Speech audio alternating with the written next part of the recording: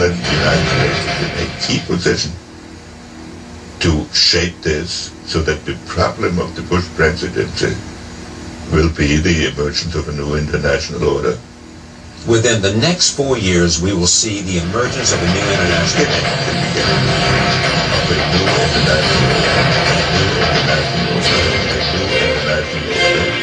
2009 is also the first year of global governance with the establishment of the G20 and the global financial crisis.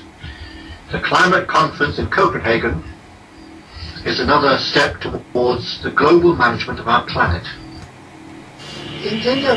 Pope Benedict XVI is calling for a new world financial order. The fall of the Berlin Wall brought new hope. But that very closeness has given rise to new dangers. Dangers that cannot be contained within the borders of a country or by the distance of an ocean. Think about it. The terrorists of September 11th plotted in Hamburg and trained in Kandahar and Karachi before killing thousands from all over the globe on American soil. What we experience in every day of our life is the sheer scale and speed and scope of globalization. In this new century, Americans and Europeans alike will be required to do more, not less.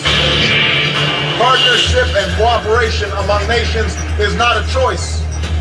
It is the only way, the one way, to protect our common security and advance our common humanity. And it's only now that we can begin to understand that the world order that globalization brings and what it's going to look like, it's driven forward now not just by the balance of military strength, the Cold War times, or ordinary political power. It's being driven forward by a seismic shift in economic power that we see around us. But what does the New World Order mean for countries like ours who are looking to succeed? I suggest that the countries that are going to succeed are those that combine flexibility, free trade, open markets, with proper stewardship of the environment and investment in education, infrastructure and innovation. We will not avert the clash of civilizations by forcing everyone to think and to believe the same things. France is getting for people of goodwill around the world. These battles to build a new world order of the 21st century. That is why the greatest danger of all is to allow new walls to divide us from one another. The walls between old allies on either side of the Atlantic cannot stand.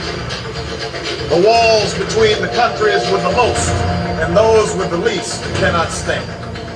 The walls between races and tribes, natives and immigrants, Christians and Muslims and Jews cannot stand. These now are the walls we must tear down. What do you think the most important thing is for Barack Obama? Obviously, you're here to talk about the anniversary for U.S.-China diplomatic relations, but if you had to say this is going to be the country or the conflict or the place that will define the Obama administration, what would it be?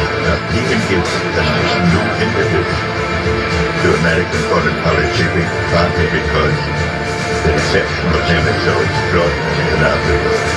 I think his task will be to develop an overall strategy for America in this period when really a new world order can be created. It's a great opportunity. It isn't a big crisis.